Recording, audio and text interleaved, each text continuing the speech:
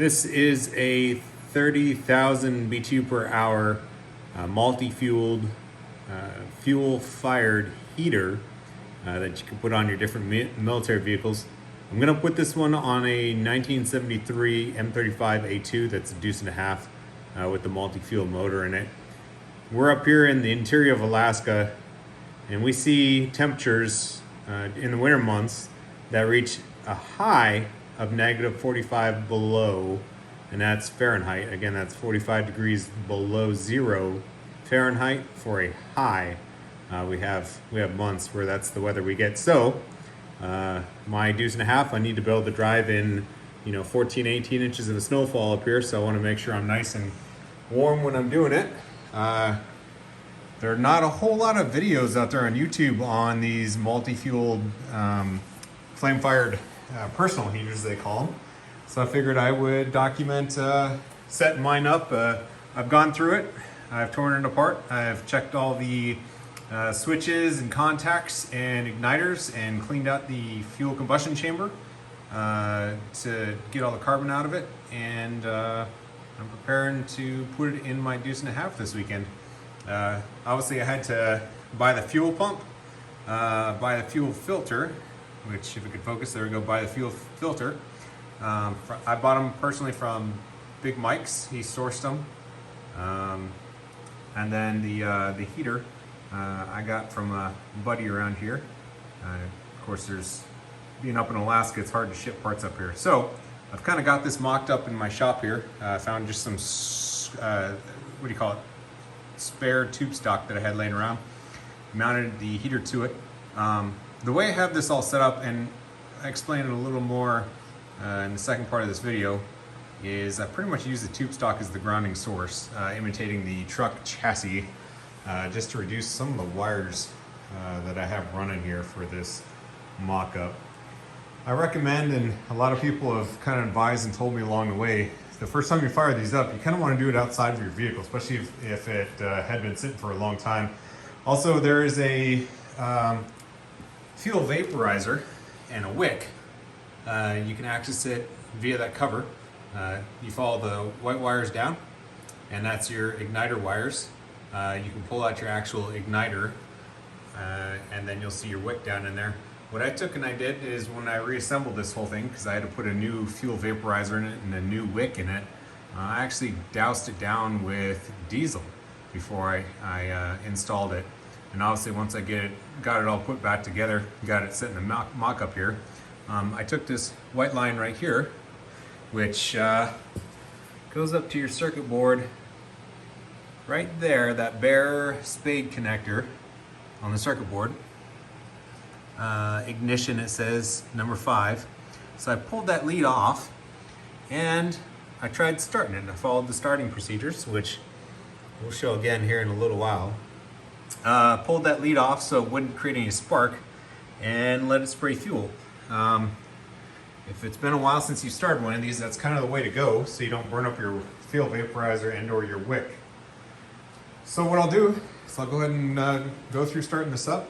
If it's been a while since you started, or if it's empty on fuel, you'll hear it howl, so don't be alarmed. Essentially, I've got my control box here, right? First thing you're going to do is you're going to test your light, make sure your light bulb works, and it's kind of hard to do with one hand. There we go. Now that's with the night shade shut, so you've got kind of a dimmer. There we go. So you can turn it, and it closes a set of cat eyes in there. It's hard to do. There we go. And that just dims it at night. So what I'm going to do is I'm going to hold this down, and you hear it start spinning. And that clicking is the fuel metering valve spraying fuel into the combustion chamber.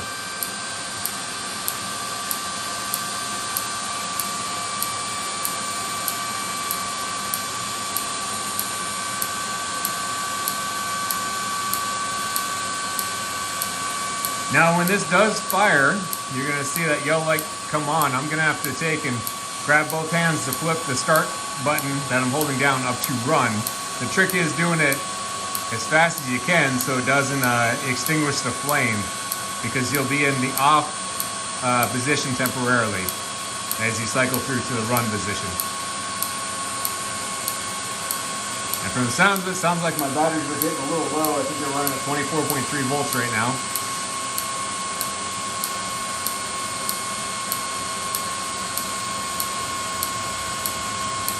See, it takes a couple of minutes.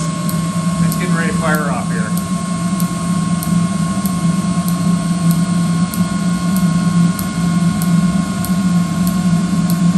There it goes.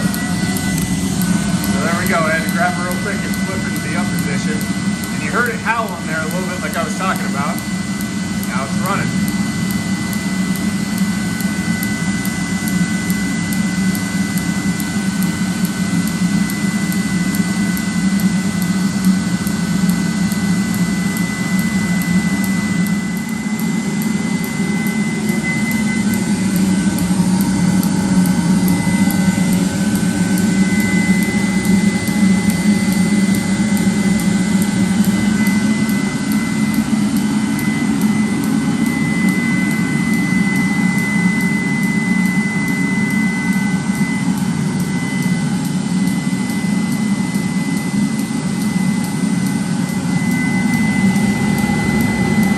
Good heat.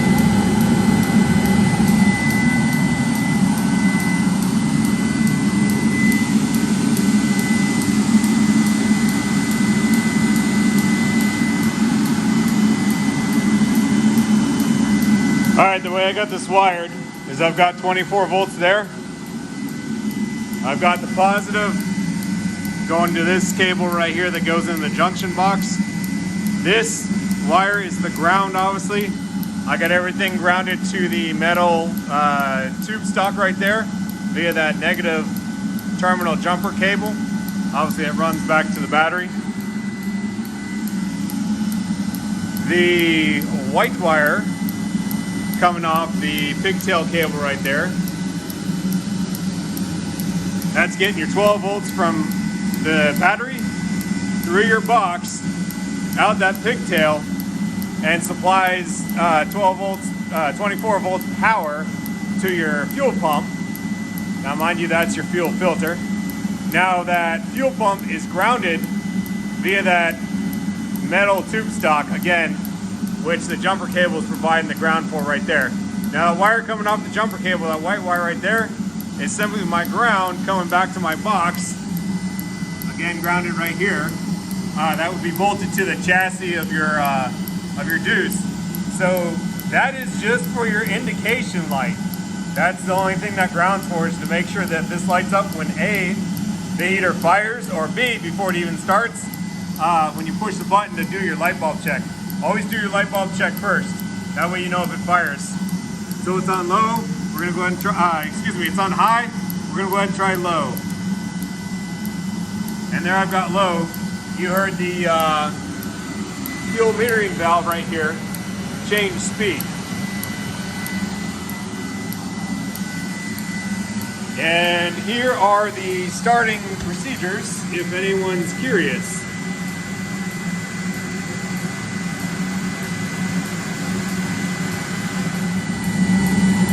All right, so it's running. Those were the recommended starting procedures. Go ahead and put a temperature gauge on this, and we'll see what it reads.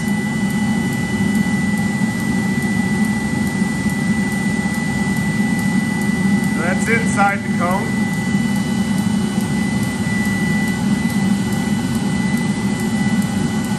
That's outside right there.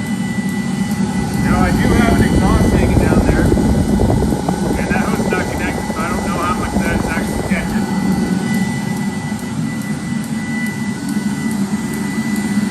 Now to simply shut this down, you're gonna come over here to your control box, and you're gonna flip it from run to off, like that. You'll hear that fuel metering valve right there stop clicking, and the motor will blow out until it quits.